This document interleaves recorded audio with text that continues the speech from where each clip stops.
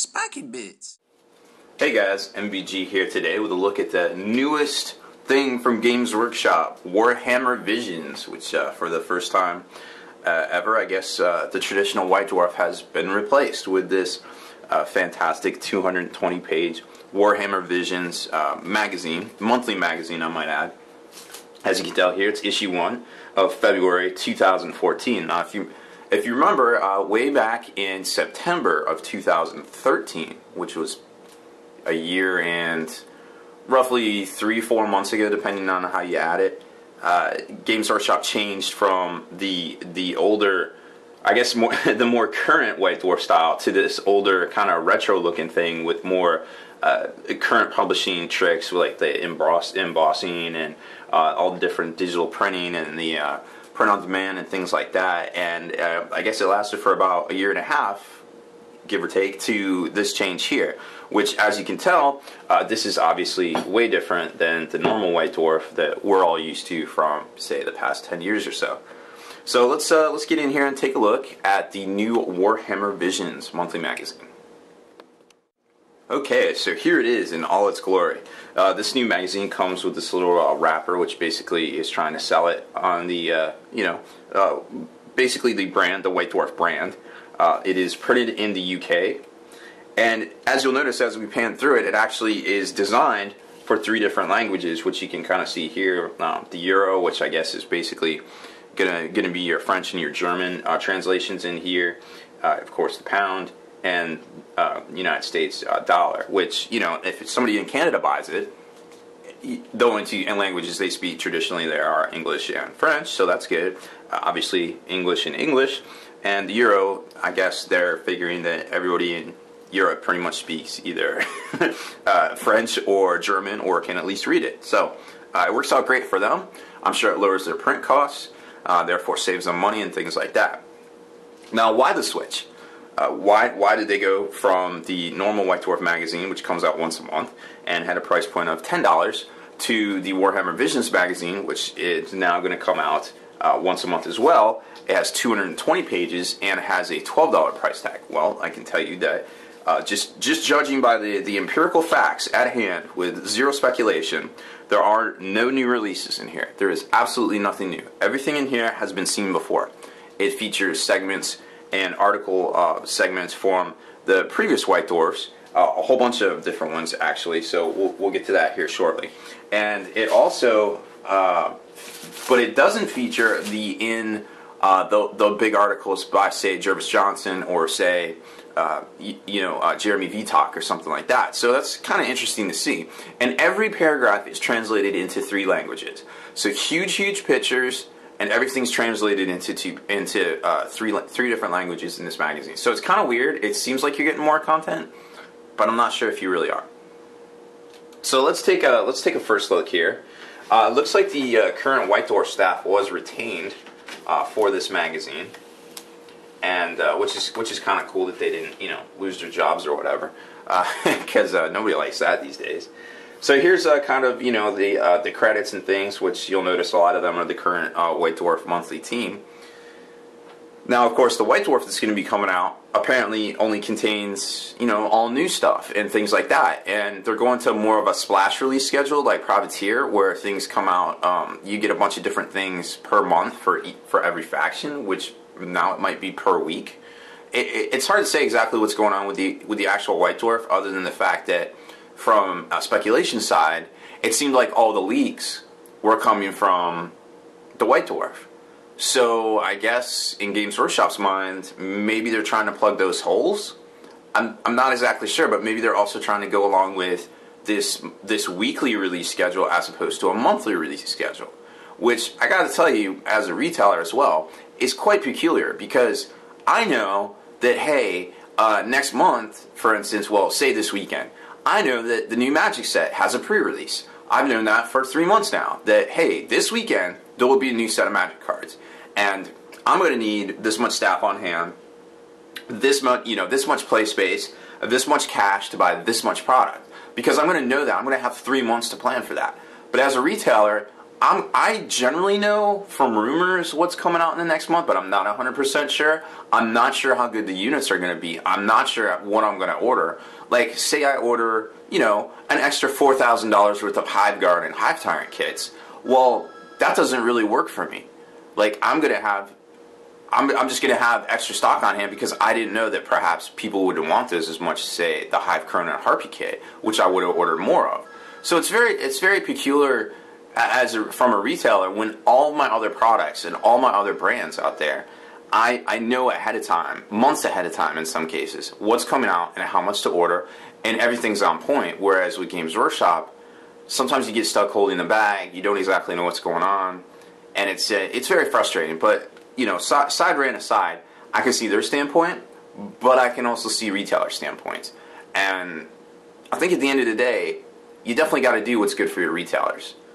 But, my opinion aside, that is just my opinion, and you can you can take it with all the grains of salt there. But, I just had to kind of get it out that I don't exactly understand all of this, but we'll all get there together, trust me. Okay, so like I said, the Warhammer Visions book is about 220 pages. That's up about 70 pages from the normal White Dwarf itself, which also featured ads, about 50 pages of ads. So you're actually getting technically 70 more pages or so of content. Now this is roughly, this is a bumper size magazine, what they call it. So it's going to be smaller than the normal White Dwarf, but it also fits on the current bookstore shelves. If you notice, there isn't a whole lot of novels, traditional size novels anymore. They're all about this size, give or take. So it's kind of weird, but kind of, excuse me, makes sense at the same time. So if you do a price point analysis of the actual new Warhammer Visions compared to the White Dwarf was about 150 pages each month, retail for $10.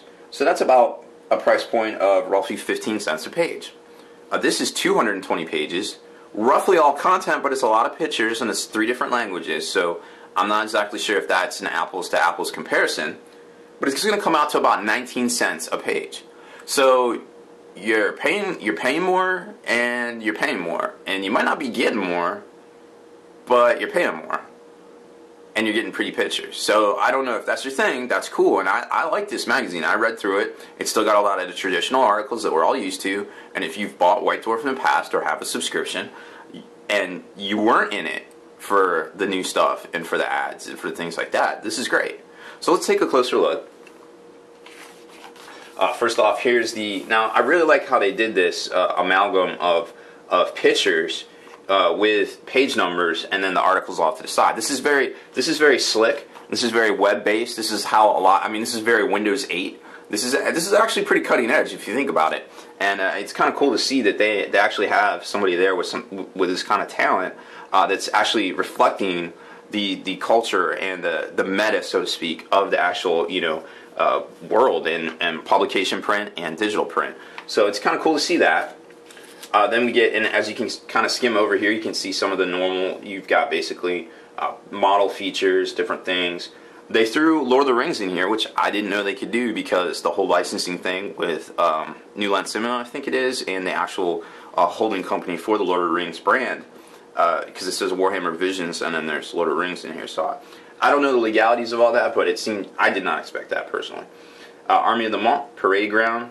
There's actually a battle report in here. Kit Bash, Blanjitsu, and then something about High Fleets. I forget exactly what that was. Paint Splatters back. Store Finder subscriptions, and the parting shot. So basically, White Dwarf Light with more content. Well, let's go to the first thing I marked off here. Basically, where it shows off a bunch of the Lord of the Rings things.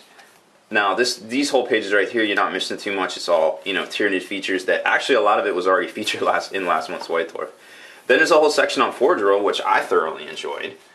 You've got basically right there the Fire Raptor, which is always awesome to look at. It's such a great kit, and I'm kind of all tore up that I haven't even got mine together yet. But hey, that's the way it goes. So closer look at a Luna Wolves Fire Raptor there. Then we've got some of the newer kits like the Scorpius, which is pretty devastating to AP3 Marines, and I was kind of surprised to see a Night Lords looking one. That's cool to see because you don't see a whole lot of Night Lord stuff. They really haven't made a splash in the pages of the Betrayal book or the Horus Heresy books yet, but they'll be there. Army of the Month, of course, a fantasy one because it wasn't really a fantasy thing, I guess, to feature lately, but I guess the dwarves are on the way, or maybe not on the way. They do get to the parade ground is actually a showcase of all of the Golden Demon miniatures from July of last year's Games Day out in Memphis, Tennessee. So they finally got around to that, because I know a lot of people were asking about that, like when they were going to put that in there. So very cool showcase in here. It didn't seem like everything, so it might be a part two.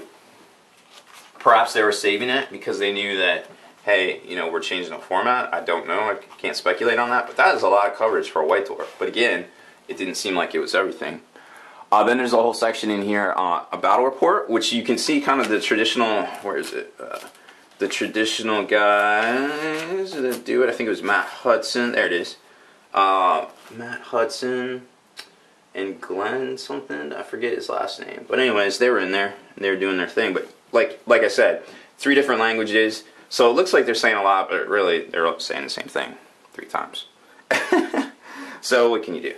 All right, and then we flip to Kit Bash, which normally Kit Bash didn't seem. It always seemed to be like themey, and I guess, you know, this is obviously no different, because there's a whole bunch of different orc vehicles, which kind of seems to make a lot of Kit Bash appearances. But hey, everybody loves the orcs. And then Blanjitsu, also like great. Man, this thing is hard to like showcase. Okay, so then Blanjitsu, which obviously the madman modelings of Blanche, accomplished artist and architect of the Grimdark, I guess, look and feel. Paint splatter right here. It definitely shows you how to paint some of the High Fleet Behemoth colors, which is very cool to see. The last White Dwarf paint splatter section was really good too for painting Tyranids. I was super impressed with it. And this one also is pretty good. A lot of the same stuff actually, but a few different things. So definitely cool stuff there. And then it goes into the store locator, and party and shot. So that's pretty much it for this. Like I said, it's not super crazy. There are a couple pros and cons. I'll try to wrap it up pretty quick. So like I said, 220 pages to 150 pages. These are all pros, of course. There's no ads. It's bumper size, so it's a little bit easier to carry around, throw in your bag, you know, read at home, store, what have you. The price point actually went up, $12 as opposed to $10. You're paying more per page, either way, any way you look at it there.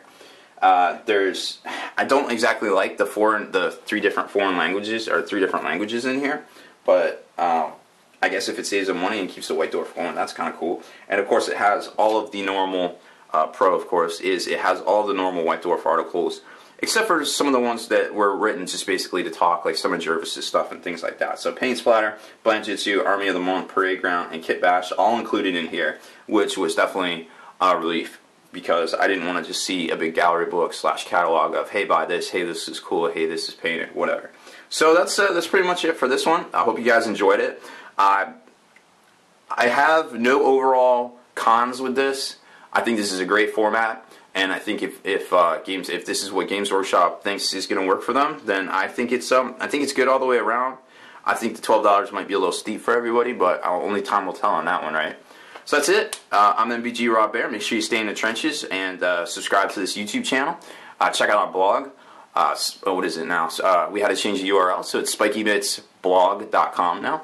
And check out the podcast, forgenarrative.com. Spiky Bits.